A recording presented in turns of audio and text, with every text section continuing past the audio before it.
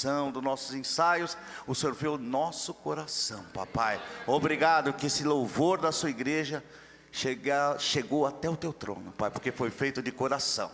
Amém? Amém. Agora a palavra do pastor. Continuamos a ser abençoados. Pode sentar, por gentileza. Boa noite, meus irmãos, minhas irmãs, graça e paz da parte do Senhor e Salvador Jesus. Antes de eu começar a mensagem, quero fazer um pedido para os irmãos. Os irmãos conhecem a irmã Débora, o irmão Wellington, a irmã Débora é filha do nosso pastor José Luiz, e todos os anos eles fazem um trabalho ali na cidade de Aparecida. Então, este ano vai ser diferente. Em outubro, sabe que tem o Dia das Crianças, o Dia da Padroeira do Brasil, e eles acampam uma barraca num lugar estratégico ali na rodovia Presidente Dutra, e todos aqueles romeiros, aquelas pessoas que passam por lá, eles oferecem água, oferecem uma fruta, oferecem um lanche, alguma coisa, e ao mesmo tempo, eles oferecendo o alimento físico, eles também compartilham o alimento espiritual com aquelas pessoas. Então eles fazem um trabalho evangelístico. O ano passado eles fizeram um pedido, a igreja ajudou, e nós estamos agora fazendo pedido para a igreja, quem se sentir no coração, modo financeiro, ou modo, de repente, quiser comprar um fardo d'água, alguma coisa, me procurem, né? Eles só me passaram esta necessidade no momento, depois eles vão me passar o que é necessário, mas me procure ao final do culto, ou no domingo, mande uma mensagem para mim, que eu estarei compartilhando as necessidades desse casal, nesse trabalho evangelístico. Vamos abrir as nossas Bíblias no livro de Colossenses, capítulo 3, versículos de 23 a 25. Livro de Colossenses, capítulo 3, versículos de 23 a 25. Assentado como estamos, mas com toda a reverência que merece a palavra do Senhor, diz assim: tudo o que fizerem, façam de todo o coração para o Senhor, e não para os homens, sabendo que receberão do Senhor a recompensa da herança. É a Cristo, o Senhor, que vocês estão servindo. Quem cometer injustiça receberá de volta injustiça, e não haverá exceção para ninguém. O título da mensagem dessa noite é Servindo a Deus com Propósito. A escravidão, todos nós sabemos, lendo a palavra de Deus, era comum nos tempos de Paulo. Paulo, ele pregava a palavra de Deus, ele falava da palavra de Deus, e a gente sabe que existia a escravidão. Só que a escravidão, havia muitos escravos lá no Império Romano, mas muitos deles eram pessoas cultas, pessoas que tinham conhecimento da palavra, pessoas que tratavam as coisas com grande responsabilidade e trabalhavam nas casas de família e até em casas de alta classe. E era comum esses escravos ajudarem nos afazeres de casa, não somente, né, nos afazeres de casa, mas também educar e disciplinar os filhos, né, porque eles tinham conhecimento. Nós conhecemos Daniel, que ficou escravo por um bom tempo, e ele trabalhava ensinando, ele fazia todo esse trabalho. Diferente, nós conhecemos a escravidão do século 21, né, a gente vê pessoas trabalhando, trabalho forçado. A escravidão, naquela época, existia, claro, a escravidão forçada, mas a maioria dos escravos trabalhavam em casas, tinham um certo conhecimento. E eles também, muitos escravos, eles eram convertidos ao cristianismo. Eles conheciam a palavra de Deus. Eles tinham o conhecimento da vinda de Cristo. E nesse contexto, nessa situação, Paulo começa a perceber que alguns desses escravos convertidos estavam insatisfeitos com a sua condição. Eles não queriam servir os seus senhores com a fidelidade. Eles não queriam trabalhar mais. E Paulo, ele diz para esses escravos, ele fazia: fazei de todo o coração como ao Senhor e não aos homens. Eles eram escravos, eles eram conhecedores da palavra. E Paulo aqui, ele mostra, ele fala nesses versículos, para que eles simplesmente, eles fazerem o trabalho deles, com todo amor, com todo carinho, como estivesse fazendo para o Senhor. Para que não houvesse uma situação adversa ali, para que não houvesse uma discussão, que eles não se rebelassem, né, contra os seus senhores, né? Paulo, ele entendia que a missão da igreja não era induzir esses escravos, essas pessoas, a fazerem uma grande rebelião, a estarem contra os seus senhores.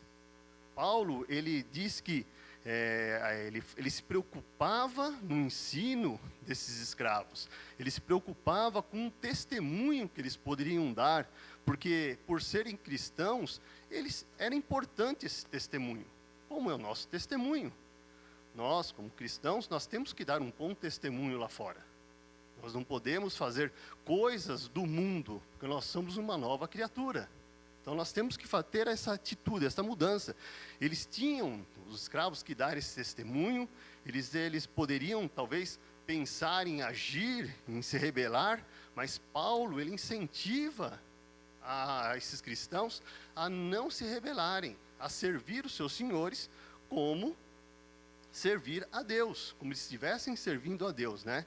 Paulo, ele desafia a eles a terem um zelo pela palavra, a ter um zelo pelo serviço braçal, a ter um zelo pelo que eles faziam naquele momento.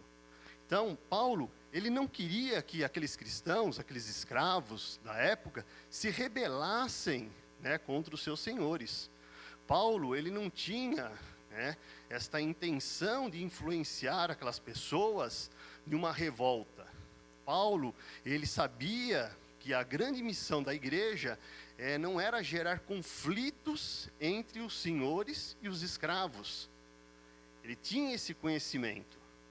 Ele sabia que se houvesse uma rebelião, a igreja ia sair perdendo, porque o Império Romano ia intervir. Então nós sabemos, né, a preocupação de Paulo em incentivar esses escravos, a servirem, né, os seus senhores como se estivesse servindo a Deus, né? Paulo, ele ensina que na igreja, ele falando na nossa época, nós temos que dar esse testemunho cristão. Nós temos que, nós somos como escravos para o Senhor. Nós temos que dar testemunho para os nossos maridos, para as nossas esposas, filhos, nossos pais. Paulo, ele entendia que o testemunho cristão é uma poderosa ferramenta para alcançar as vidas para Cristo. Então, através do nosso testemunho, através da nossa forma, nós alcançamos pessoas para Cristo. Então, Paulo, para a época, ele já tinha esse pensamento, e nós temos que continuar com esse pensamento. Nós não podemos, lá fora, mostrar aqui dentro da igreja uma pessoa e lá fora sermos outra pessoa. O nosso sim, sim aqui dentro deve ser o mesmo que o nosso sim, sim lá fora. E o nosso não, não da mesma forma, né? Assim, Paulo, ele estava desafiando e desafia ainda nós, hoje, a servirmos fielmente através do testemunho para alcançar outras pessoas para Jesus, né? O nosso testemunho, ele é uma ferramenta importante para que possamos alcançar vidas para Cristo. Nós temos que dar esse testemunho para as pessoas. As pessoas têm que olhar para a nossa vida e reconhecer que há algo diferente na nossa vida. E este algo diferente, nós temos que testemunhar depois verbalmente para essas pessoas, quando vêm nos perguntar. Destes versos que nós acabamos de ler, desses 3 versículos que nós acabamos de ler, nós podemos tirar algumas aplicações, né?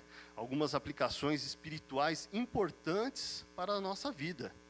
A primeira aplicação está relacionada a qual deve ser a nossa motivação em servir.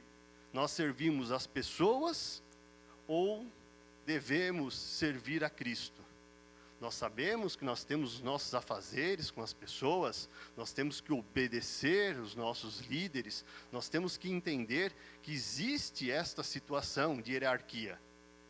Mas nós temos que fazer isso com amor. Nós temos que fazer não por mera obrigação. Nós temos obrigação no nosso trabalho, nós temos o nosso serviço, é a nossa obrigação fazer. Mas não faço porque sou obrigado a fazer de uma forma que me constrange. Então nós temos que trabalhar, nós temos que obedecer à nossa liderança, mas nós temos que fazer como se estivéssemos fazendo para nosso Senhor e Salvador Jesus. Nós temos que fazer com amor, com zelo, né? Às vezes, né, as pessoas nos perguntam por que estamos fazendo isso ou por que vamos fazer isso. Nós temos que ter convicção das nossas coisas, do que nós estamos fazendo, do que nós estamos pregando, do que nós estamos vivendo. Nós não podemos viver de uma forma, como eu disse, aqui dentro da igreja, eu sou um cristão, eu tento orar, eu agradeço, eu participo dos eventos da igreja, mas na fora eu vivo uma vida de libertinagem. Nós temos que obedecer os ensinamentos do nosso Senhor e Salvador. Eu mesmo, às vezes, eu me pergunto, né, olhando, quando eu estou com uma dificuldade, com algum problema, com alguma situação adversa, eu me pergunto se eu vou conseguir passar por estas lutas, se eu vou conseguir vencer estas lutas. Mas quando eu olho para a cruz, que eu vejo que Jesus Cristo suportou tudo aquilo por minha causa, a minha motivação muda, a minha motivação revigora. E eu sei que eu vou vencer, porque eu tenho Cristo que está ao meu lado, Cristo que está junto de mim. Em Colossenses, como nós lemos agora, no capítulo 3, né, no versículo 23, Paulo ele nos lembra que a grande motivação que nós temos de agradar ao nosso Senhor, ele diz: tudo quando fizeres, fazei de todo o coração, como para o Senhor e não para os homens. Nós temos que fazer tudo que nós fazemos, dentro da igreja, fora da igreja, como estivéssemos fazendo para o nosso Senhor. Certamente não é fácil, certamente é difícil muitas vezes, dependendo da situação, mas Paulo nos lembra que para aqueles escravos, a motivação não era servir o seu Senhor, era servir a Cristo. Assim, quando aqueles escravos que serviam aos seus senhores, eles estavam não agradando ao seu Senhor, mas agradando a Deus. Certa vez, aqui na igreja, uma pessoa ela me procurou um pouco magoada, porque ela escutou algumas críticas de uns irmãos. A pessoa me procurou aqui na igreja e me disse que queria deixar o ministério. E naquela ocasião eu disse para ela, né, de uma forma assim, bem meiga, falei para ela, falei assim: nestas horas nós devemos lembrar que estamos fazendo o melhor não para nós, para Deus. E por isso que eu não desisto, pois tudo que faço nunca será comparado ao que o nosso Deus fez por mim e por você. Muitas vezes nós passamos por dificuldades, pessoas nos criticam, pessoas apontam o dedo para nós, mas não podemos nos deixar abater por causa dessas coisas. Porque o nosso Deus, Ele suportou muito mais do que nós suportamos. O nosso Deus, Ele suportou todas as nossas dores. Era para mim ser para ser cada um de nós pregado naquela cruz. Ele suportou por amor a nós. Paulo, ele tinha um imenso sentimento de gratidão pelo nosso Senhor. Paulo, mesmo sendo um perseguidor, ele se tornou perseguido. Ele podia largar tudo, podia viver a vida dele, mas ele preferia ser perseguido por amor a Deus. por amor ao nosso Senhor e Salvador Jesus. Nós nunca devemos esquecer o que Deus fez, tem feito e irá fazer por cada um de nós. Quando você lidera uma cantata, lidera um grupo de evangelismo, ou de repente qualquer coisa que você tem feito, ou que vem à sua mente, nós temos que entender que tudo isso, dentro da igreja, fora da igreja, é para a honra e glória do nosso Deus. Nós temos que testemunhar, nós temos que olhar além do muro, além do infinito, sabendo que algo melhor tem do outro lado. Lutero, certa vez, ele estava em uma sapataria, e naquela sapataria, aquela pessoa perguntou para ele: como que eu faço para seguir a Cristo, para ser uma pessoa evangelizadora? E talvez o sapateiro tenha imaginado que Lutero iria falar assim: largue tudo que você tem, me siga, vamos pregar o evangelho. E Lutero simplesmente disse para ele: faça o melhor que você saiba fazer, e faça o melhor com um preço justo. E assim você dará testemunho da sua vida para as outras pessoas. Nós devemos ser justos, nós devemos ser pessoas íntegras, não pessoas que muitas vezes fazem as coisas erradas nos nossos negócios para se beneficiar, ou que muitas vezes não olha para trás e vê o seu irmão caído. Devemos olhar para as pessoas com amor, como Cristo olha para cada um de nós. A segunda aplicação que vemos aqui é que há uma recompensa para os que seguem a Cristo e o servem com fidelidade. No verso 24 diz assim: cientes de que recebereis do Senhor a recompensa da herança, a Cristo o Senhor é que estão servindo. A ideia de recompensa aqui que a Bíblia nos mostra é como lá na parábola dos servos que agem fielmente e são recompensados. Existe algum princípio espiritual importante sobre a recompensa que receberemos do Senhor. A recompensa, ela está fundamentada na fidelidade. Nós temos que ser fiéis. Na parábola dos talentos, como nós vemos lá em Mateus 35, 21, diz que o Senhor diz aos seus servos: sobre o pouco foste fiel, sobre o muito te colocarei. Em Mateus ainda, no capítulo 19, Jesus nos lembra, em uma parábola, que todo aquele que tiver deixado casa, irmãos, pais para trás, ou mulheres, filhos, terras, por amor ao seu nome, herdará uma vida eterna. Nós sabemos que nós temos a nossa vida, nós temos que trabalhar, temos que ter condições, nós temos que ter a nossa estabilidade, mas nós não podemos colocar o nosso amor nos nossos bens materiais. O nosso amor tem que estar em Jesus Cristo. O nosso amor tem que estar no nosso Salvador. E sem esse amor, não há recompensa alguma.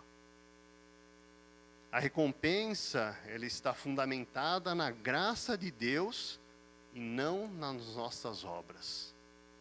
Nós temos que olhar e entender que os princípios presentes nesta parábola dos trabalhadores e da vinha, que diz que o proprietário saiu cedo, arrendou um grupo de pessoas, depois continuou andando pela praça, foi arrendando durante todo o dia.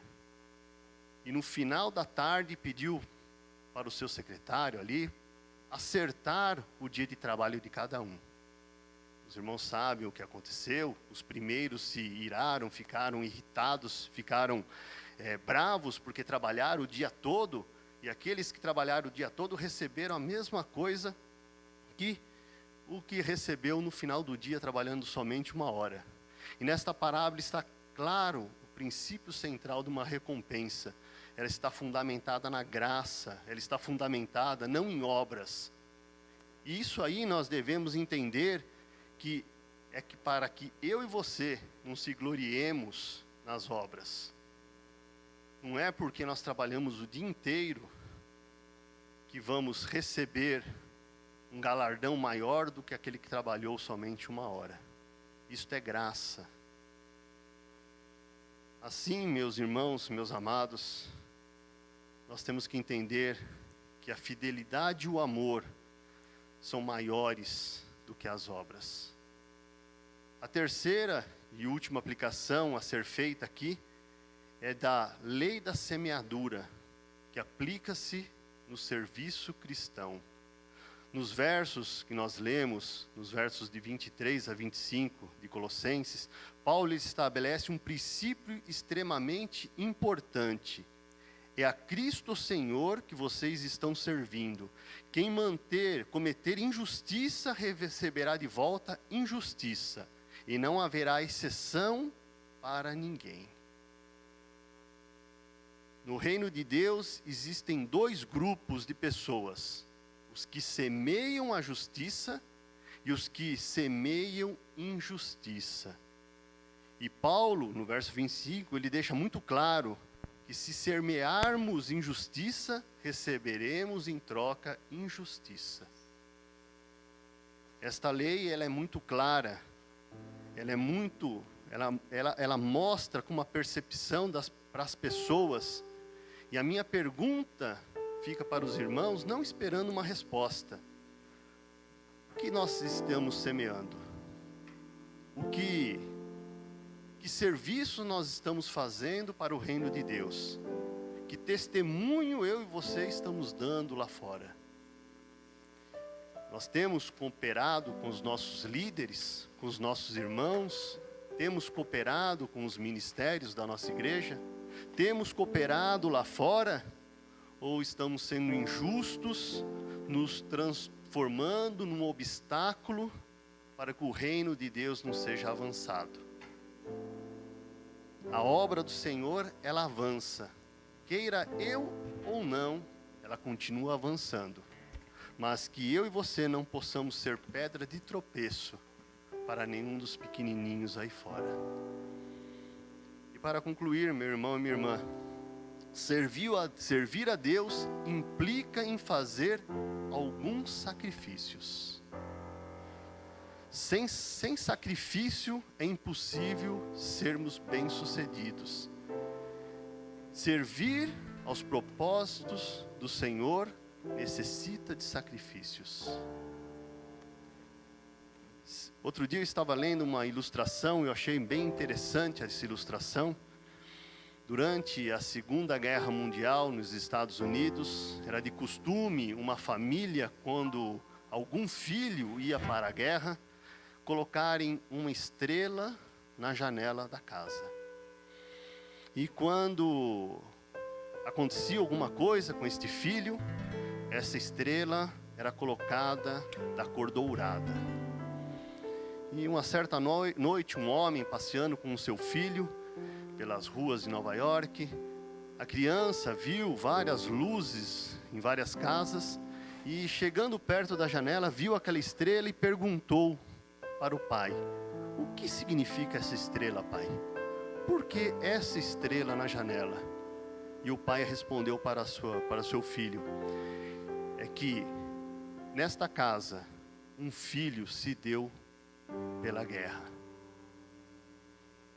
E esta criança bateu palmas, achou interessante e saiu a caminhar. Olha, pai, outra estrela ali.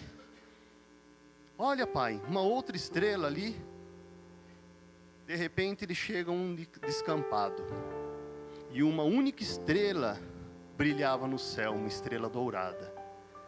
E o filho olha para o seu pai e fala assim: pai, aquela estrela no céu foi Jesus, foi o Deus que deu o seu filho para nos salvar, né, pai?